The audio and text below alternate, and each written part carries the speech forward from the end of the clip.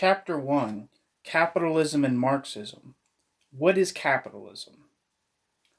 Contemporary societies are traversed by a variety of relations of domination and oppression that are expressed in various forms. We find asymmetrical gender relations, racist discrimination, enormous differences of property ownership with corresponding differences in social influence, anti-Semitic stereotypes, and discrimination against certain types of sexual orientation. There has been much debate concerning the connection between these relations of domination, and particularly concerning the question as to whether one of them is more fundamental than the others. If relations of domination and exploitation rooted in the economy are placed in the foreground in the following account, then it is not because they are the only relevant relations of domination. However, one cannot simultaneously address all such relations of domination. Marx's critique of political economy is primarily concerned with the economic structures of capitalism, and for that reason they are placed at the center of the present work. But one should not succumb to the illusion that with an analysis of the fundamentals of the capitalist mode of production, that everything decisive has already been said about capitalist societies. The question of whether we live in a class society seems to be a matter of controversy, especially in Germany. The mere use of the term class is frowned upon. Whereas England's arch-reactionary former Prime Minister, Margaret Thatcher, had no problem referring to the working class, even social democrats in Germany have problems uttering the word. Over here, there are only Arbeitnehmer, or employees, and Unternehmer, or entrepreneurs, Beamte, or civil servants, and above all else, Mittelschicht. Mittelschicht, literally middle level, avoiding any use of the term class or middle class. At the same time, talk of class is in no way in and of itself particularly critical. That's not only the case for conceptions of social justice that aspire to an equilibrium between classes, but also for some allegedly leftist conceptions of bourgeois politics as a sort of conspiracy of the ruling class against the rest of society. The existence of a ruling class, opposed to a ruled and exploited class, might be a surprise for a conservative social studies teacher who only knows citizens. But this fact alone does not say very much. All societies that are known to us are class societies. Exploitation only means in the first instance that the dominated class not only produces its own subsistence, but also that of the ruling class. These classes have manifested themselves in different ways throughout history. Slaves existed opposite slave owners in ancient Greece, serfs existed opposite landlords in the Middle Ages, and in capitalism, the bourgeoisie, the property class, exists opposite the proletariat, wage-dependent laborers. What is decisive is how class domination and exploitation function in a particular society. And in this, capitalism distinguishes itself fundamentally from pre-capitalist societies in two respects. First, in pre-capitalist societies, exploitation rested upon a relationship of personal domination and dependency. The slave was the property of his owner, the serf was bound to his respective lord. The lord had direct authority over his servant. On the basis of this authority, the lord appropriated a portion of the product of the servant that the servant produced. Under capitalist relations, wage laborers enter into a contract with a capitalist. Wage laborers are formally free. There is no external force that compels them to sign a contract, and contracts, once signed, can be annulled later, and are formally equal to capitalists. There are no actual advantages to the ownership of a large estate, but there are no inherent legal privileges such as existing. There are actual advantages to the ownership of a large estate, but there are no inherited legal privileges such as exist in a society characterized by the existence of a nobility. A personal relationship of force does not exist, at least not as a rule in the developed capitalist societies. Therefore, for many theorists of society, bourgeois society, with its free and equal citizens, appears to be the opposite of the feudal society of the Middle Ages, with its caste privileges and personal relations of dependency. And many economists contest the notion that something like exploitation even exists in capitalism, and at least in Germany prefer to speak of a market economy. Thus, it is alleged that various factors of production, labor, capital, and land, act together and receive a corresponding share of income, wage, profit, and ground rent. The question of how domination and exploitation in capitalism are realized precisely by means of the formal freedom and equality between partners in exchange will be discussed later on. Second, in pre-capitalist societies, the exploitation of the dominated class served primarily for the consumption of the ruling class. Its members led a luxurious life, used appropriated wealth for their own edification or for that of the public, theater performances in ancient Greece, games in ancient Rome, or to wage war. Production directly served the fulfillment of wants, the fulfillment of the forcibly restricted needs of the dominated class and the extensive luxury and war needs of the ruling class. Only in exceptional cases was the wealth expropriated by the ruling class used to enlarge the basis of exploitation, such as when consumption was set aside to purchase more slaves to produce a greater amount of wealth. But under capitalist relations, production for the sake of increasing the capacity to produce is typically the case. The gains of a capitalist enterprise do not serve in the first instance to make a comfortable life for the capitalist possible, but are rather invested anew in order to generate more gains in the future. Not the satisfaction of wants, but the valorization of capital is the immediate goal of production. The fulfillment of wants, and therefore a comfortable life for the capitalist, is merely a byproduct of this process, but not the process's goal.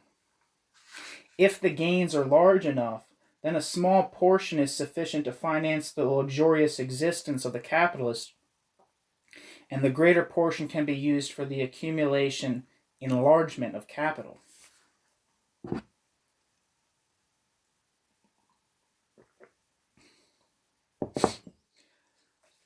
The fact that earnings do not primarily serve the consumption of the capitalist, but rather the continuous valorization of capital, that is, the restless movement of more and more accumulation, might sound absurd. But the issue at hand is not an individual act of insanity. Individual capitalists are forced into this movement of restless profiteering, constant accumulation, expansion of production, the introduction of new technology, etc., by competition with other capitalists. If accumulation is not carried on, if the apparatus of production is not constantly modernized, then one's own enterprise is faced with the threat of being steamrolled by competitors who produce more cheaply or who manufacture better products. A capitalist who attempts to withdraw from this process of constant accumulation and innovation is threatened with bankruptcy. He is therefore forced to participate whether or not he wants to. In capitalism, excessive profit seeking is not a moral failure on the part of individuals, but rather a necessity for surviving as a capitalist. As will be shown more clearly in the following chapters, capitalism rests on a systemic relationship of domination that produces constraints to which both workers and capitalists are subordinated. For that reason, a critique that takes aim at the excessive profit seeking of individual capitalists, but not at the capitalist system as a whole, is too narrow.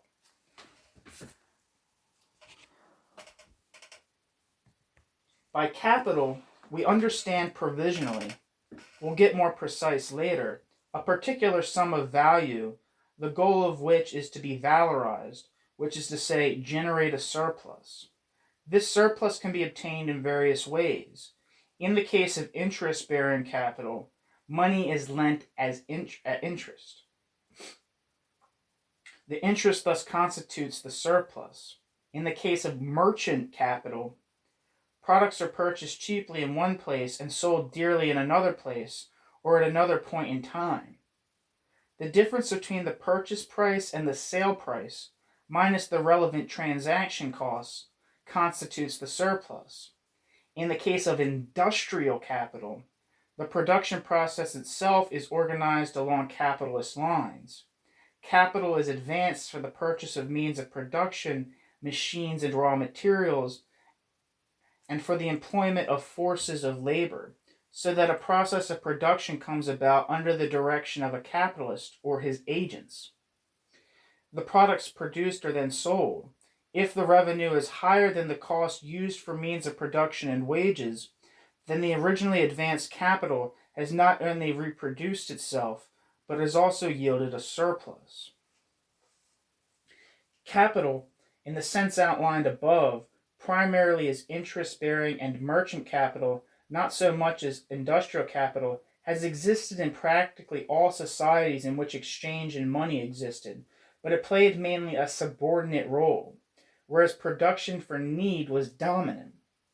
One can first speak of capitalism when trade and above all production is conducted in a predominantly capitalist manner, that is, profit-oriented rather than needs-oriented. Capitalism in this sense is primarily a modern European phenomenon. The roots of modern capitalist development in Europe extend back to the High Middle Ages. Initially, foreign trade was organized on a capitalist basis with the medieval Initially, foreign trade was organized on a capitalist basis, with the medieval crusades, wars of plunder, playing an important role in the expansion of trade. Gradually, merchants who had initially bought pre-existing products to sell in different locales started to take control of production. These merchants contracted out the production of certain products, advanced the cost for raw materials, and dictated the price at which they purchased the final product. The development of European culture and European capital experienced a decisive upturn in the 16th and 17th centuries. What is often described in school books as an age of discovery was summarized by Marx in the following manner. Quote, "The discovery of gold and silver in America, the extirpation, enslavement, and entombment in mines of the indigenous population of that continent, the beginnings of the conquest and plunder of India, and the conversion of Africa into a preserve for the commercial hunting of black skins, are all things which characterize the dawn of the era of capitalist production. The treasures captured outside Europe by undisguised looting, enslavement, and murder flowed back into the mother country and were turned into capital there." End quote. Capital Volume 1. Within Europe, capitalist production took hold of further areas. Manufactories and factories emerged, and industrial capitalists employing constantly growing labor forces inside of increasingly large production facilities established themselves alongside the merchant capitalists. This industrial capitalism developed initially in England in the late 18th and early 19th centuries, with France, Germany, and the United States following in the 19th century. In the 20th century, there occurred a thorough capitalization of almost the entire world, but there were also attempts by a few countries, such as Russia and China, to extract themselves from this development by building a, quote, socialist system. With the collapse of the Soviet Union and China's orientation towards a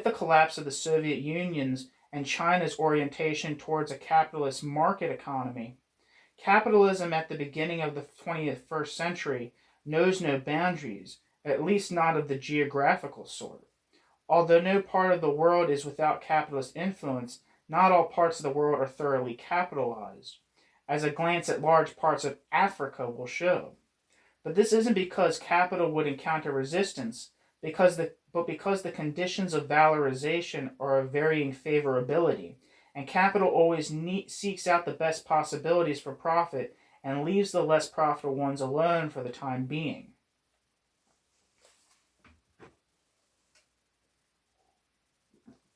Section 2. The emergence Section 2. The emergence of the workers' movement. Not only was the development of appropriately large fortunes a precondition for the development of industrial capitalism, it also involved the freeing of forces of labor, people who were no longer subject to feudal relations of dependency, who were formally free, and therefore had the possibility for the first time to sell their labor power, yet also were free from every source of income, who possessed no land they could cultivate in order to survive, and thus were forced to sell their labor power to survive.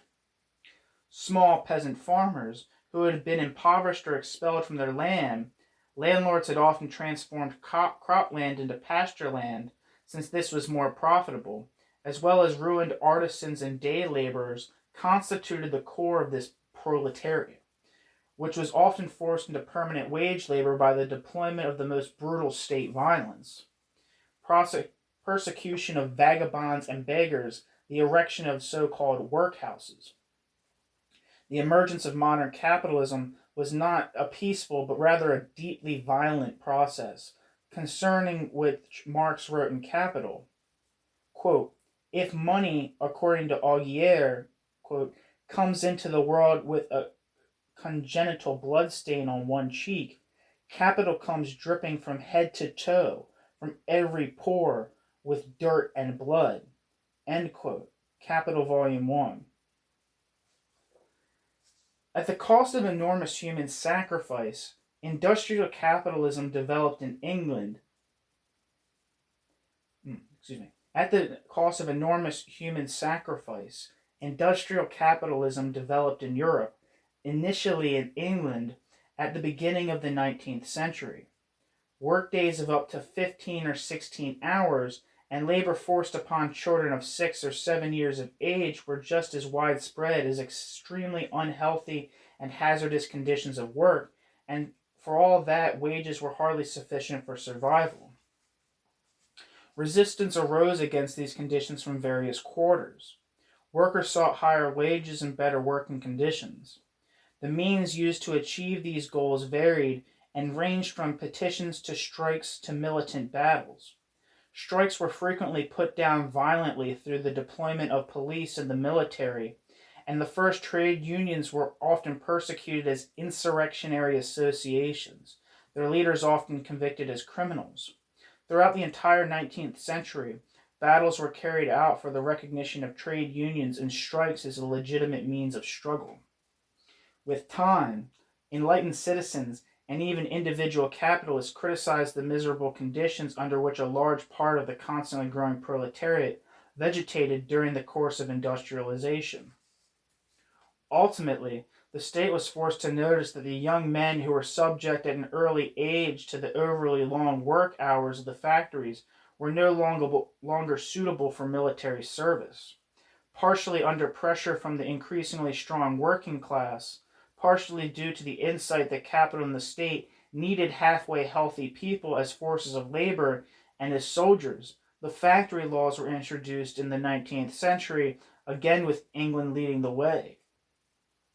Minimal health protections for employees were mandated, while the minimum age for child labor was raised and the maximum daily working hours for child laborers lowered. Ultimately, the working time for adults was limited. In most sectors, a normal workday of 12 and then later 10 hours was introduced. During the 19th century, the workers' movement grew increasingly strong, and there emerged trade unions, workers' associations, and ultimately also workers' political parties. With the extension of suffrage, which was initially limited to property owners, or more precisely, property-owning males, the parliamentary fractions of these parties continued to grow. A constant source of debate was the question concerning the goal of the struggle of the workers' movement. Was the issue merely that of a reformed capitalism or of the abolition of capitalism? Also debated was the question of whether states and governments were opponents that should be fought just as much as capital, or whether they were possible coalition partners who merely needed to be convinced of the proper perspective. Since the first decade of the 19th century, there emerged an abundance of analyses of capitalism, utopian conceptions of socialism, reform proposals, strategic blueprints as to how particular goals were to be best achieved. From the middle of the 19th century onwards, Marx and Engels won increasing influence within these debates. Towards the end of the 19th century, both had already died, but Marxism was dominant within the international workers' movement. However, even back then, it was questionable as to how much of this Marxism had anything to do with Marx's theory.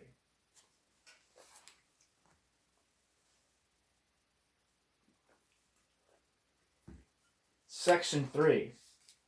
Marx and Marxism. Karl Marx was born in Trier.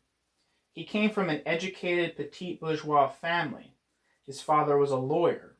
Marx formerly studied law in Bonn and Berlin, but occupied himself above all else with the then dominant philosophy of Hegel and the young Hegelians, a radical group of followers of Hegel. In 1842 to 43, Marx was the editor of the Rheinische Zeitung, which functioned as an organ of the liberal Rhineland bourgeoisie in opposition to the authoritarian Prussian monarchy. In his articles, Marx criticized Prussian policies, whereby the Hegelian concepts of the essence of the state, namely the realization of a reasonable freedom standing above all class interests, served as the benchmark of criticism. During the course of his journalistic activity, Marx came into more and more contact with economic questions, which made the Hegelian philosophy of the state appear increasingly dubious.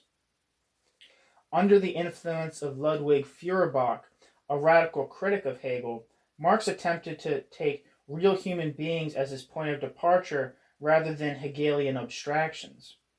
In doing so, he wrote his economic and philosophic manuscripts of 1844, which are never published during his lifetime. In the manuscripts of 1844, he developed his theory of alienation, which would go on to enjoy an extraordinary reception in the 20th century. Marx attempted to show that under capitalist relations, the species being, the human essence of real humans, that is to say, what separates humans from animals, namely that they develop their potential and ability through labor, is alienated. As wage laborers, they do not possess the products of their labor, nor do they control the labor process, both being subject to the rule of the capitalist. Communism, the abolition of capitalism, is therefore conceived of by Marx as the transcendence of alienation, as the reappropriation of human species, the human essence by real human beings. During his time with the Rheinische Zeitung, Marx got to know Friedrich Engels, the son of a factory owner from Barmen, today a part of Wuppertal.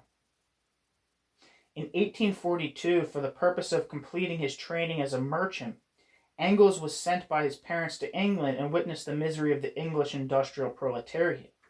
By the end of 1844, there existed between Marx and Engels a close personal friendship that would endure until the end of their lives.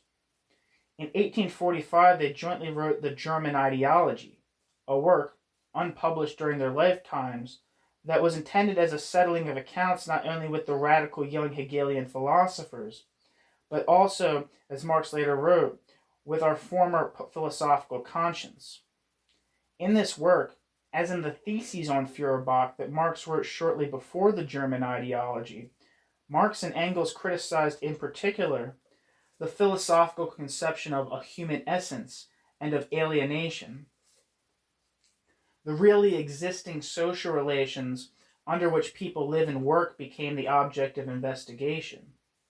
Subsequently, the concept of a human species being or essence no longer surfaces in Marx's work, and he only rarely and vaguely speaks of alienation.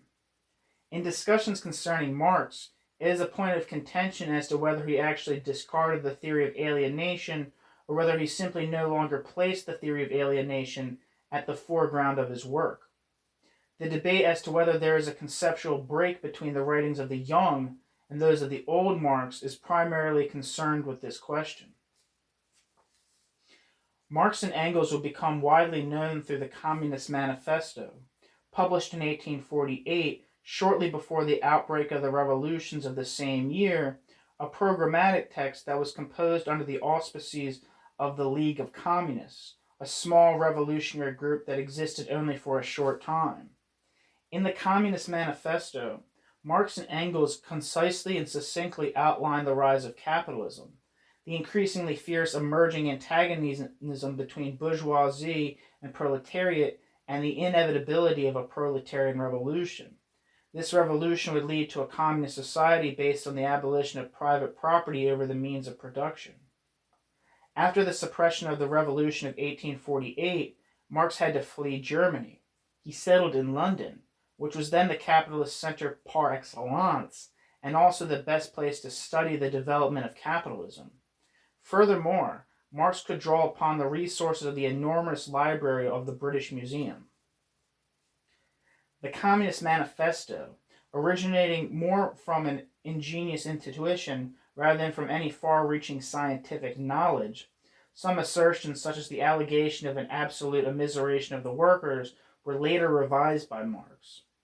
Marx had already started to deal with economic literature in the 1840s, but he only began a comprehensive and deep scientific engagement with political economy in London.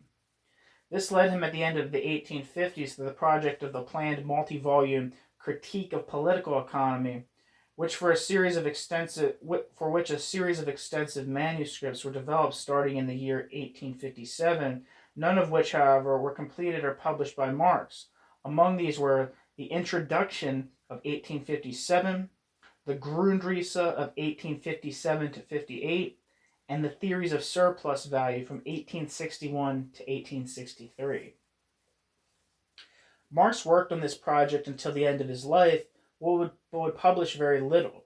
As a prelude, the Contribution to the Critique of Political Economy, a small text concerning the commodity and money, was published in 1859, but was not continued. Instead, the first volume of Capital came out in 1867, and in 1872 the revised second edition of the first volume was released. Volumes 2 and 3 were brought out after Marx's death by Friedrich Engels in 1885 and 1894. 1885 and 1894, respectively. Marx did not limit himself to scientific work. In 1864, he was a decisive participant in the founding in London of the International Workingmen's Association and formulated its inaugural address, which contained its programmatic ideas as well as a draft of its statutes. In the following years, as a member of the General Council of the International, Marx exercised considerable influence over its policies. Not least through its various national sections, the International supported the founding of social democratic labor parties. In the 1870s, the International was dissolved partly due to internal conflicts, partly because a centralized organization alongside the individual parties had become superfluous. For the social democratic parties, Marx and Engels constituted a sort of think tank. They engaged in an exchange of letters with various party leaders and wrote articles for the social democratic press. Marx and Engels were asked to state their positions concerning the most varied political and scientific questions. Their influence was the greatest within the German Social Democratic Party, founded in 1869, which developed at a particularly rapid pace and soon served as a model for other parties. Engels composed a series of popular works for social democracy, in particular the so-called Anti-Düring. The Anti-Düring, and above all the short version, Socialism, Utopian and Scientific, which was translated into many languages, was among the most widely read texts of the workers' movement in the period before the First World War. Capital, on the other hand, was usually taken note of only by a small minority. In the Anti-Düring, Engels critically engaged with the ideas of Eugene Düring, a university lecturer in Berlin. Düring claimed to have developed a new comprehensive system of philosophy, political economy, and socialism, and was able to win an increasing number of adherents in the German social democracy. Düring's success rested upon a strong desire within the workers' movement for a worldview, or I'm going to try this in German, you ready? Weltanschauung, or worldview, a comprehensive explanation of the world offering an orientation and answer to all questions. After the worst outgrowths of early capitalism had been eliminated and the everyday existence of the wage-dependent class within capitalism was somewhat secure, a specific social democratic workers' culture developed. In workers' neighborhoods there emerged workers' sports clubs, workers' choral societies, workers' education societies. Excluded from the exalted bourgeois society and bourgeois culture, there developed within the working class a parallel everyday life and educational culture that consciously attempted to distance itself from its bourgeois counterpart, but often ended up unconsciously mimicking it. And so it was that at the end of the 19th century, August Bebel, the chairman of the Social Democratic Party over the course of many years, was graciously honored in a manner similar to the way that Kaiser Wilhelm II was honored by the petite bourgeoisie. Within this climate, there emerged the need for a comprehensive intellectual orientation that could be opposed to the dominant bourgeois values and worldview, in which the working class played no role or merely a subordinate role.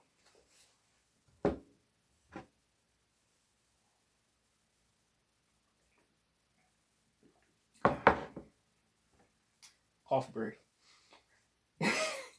Insofar as Engels not only criticized Düring, but also sought to counterpose the correct position of a scientific socialism, he laid the foundations of the worldview of Marxism, which was appreciatively taken up in social democratic propaganda and further simplified. This Marxism found its most important representative in Karl, who until the First World War was regarded as the leading Marxist theoretician after the death of Engels.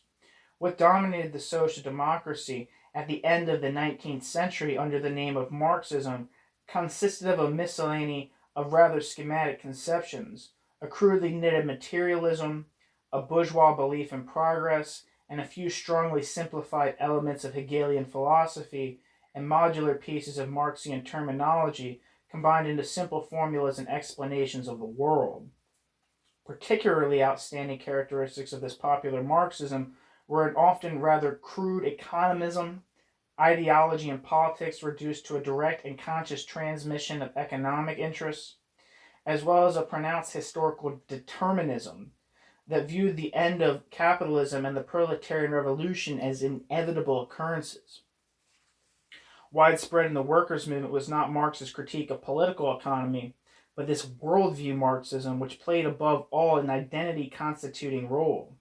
It revealed one's place as a worker and a socialist, and explained all problems in the simplest way imaginable.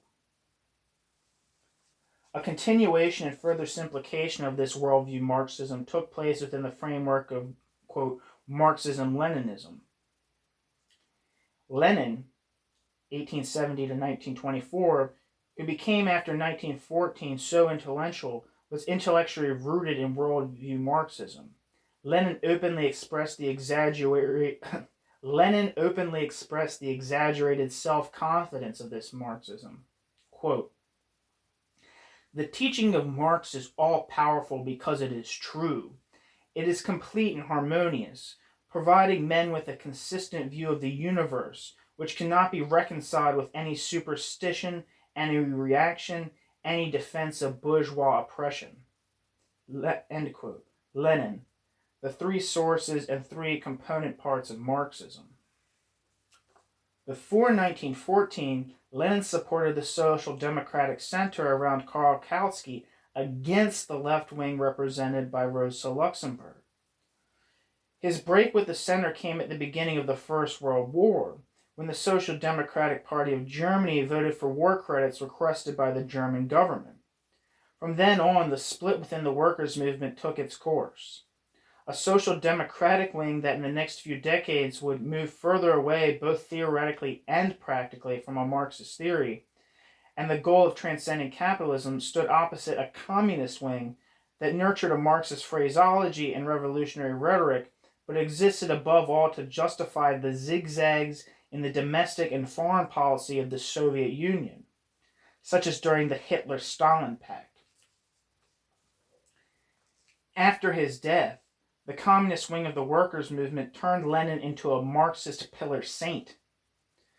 Lenin's polemic writings, most of which were written within the context of contemporary debates within the workers' movement, were honored as the highest expression of Marxist science and were combined with already existing Marxism into a dogmatic system of philosophy, dialectical materialism, history, historical materialism, and political economy, Marxism-Leninism. This variant of worldview Marxism served above all else as an identity-constituting role.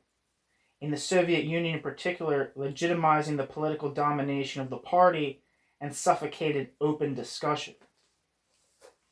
Ideas in general circulation today concerning Marx and the Marxian theory, whether these are praised positively or negatively, are essentially based upon this worldview Marxism. Readers of the present work might also have certain seemingly self-evident ideas concerning Marxian theory that are derived from this worldview Marxism. But the sentiment Marx expressed to his son-in-law Paul Lafargue after Paul Lafargue gave an account of French Marxism also applies to a large amount of that which assumed the label of Marxism or Marxism-Leninism over the course of the 20th century. Quote, "If anything is certain, it is that I myself am not a Marxist." End quote. However, this worldview Marxism did not remain the only kind of Marxism. Against the background of the split in the workers' movement into social democratic and communist wings, as well as the disappointment of the revolutionary hopes that existed after the First World War, there developed in the 1920s and 1930s differing and widely diverging variants of a Marxist critique of worldview Marxism.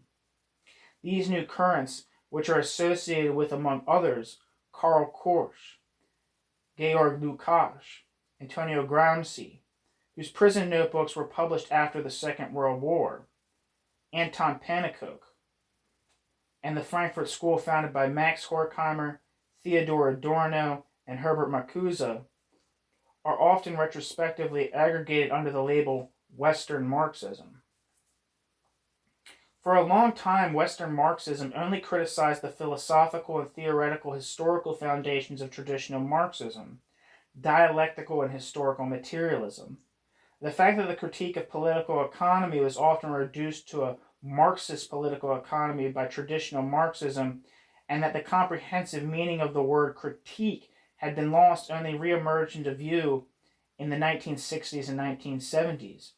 As a consequence of the student movement and the protests against the U.S. war in Vietnam, there was an upsurge of leftist movements beyond and outside of the traditional social democratic and communist parties of the workers' movement and a renewed discussion concerning Marxist theory. Now a far-reaching discussion of Marx's critique of political economy emerged. The writings of Louis Althusser and his associates were very influential in this regard. Furthermore, the discussion was no longer limited to capital. Other critical economic writings by Marx, such as the Grundrisse, were incorporated. The Grundrisse gaining popularity above all due to Roman Rozdalsky's book. For the West German discussion, the writings of Hans-Georg Backhaus, collected in Backhaus 1997, and Helmut Reichhelt's book of 1970, played a central role. They provided a new impetus for the new reading of Marx's critical economic writings mentioned in the preface to the present text. The present work also stands within the substantive context of this new reading of Marx. The difference between this new reading and traditional Marxist political economy, merely alluded to in this chapter, will become clearer throughout the course of this work.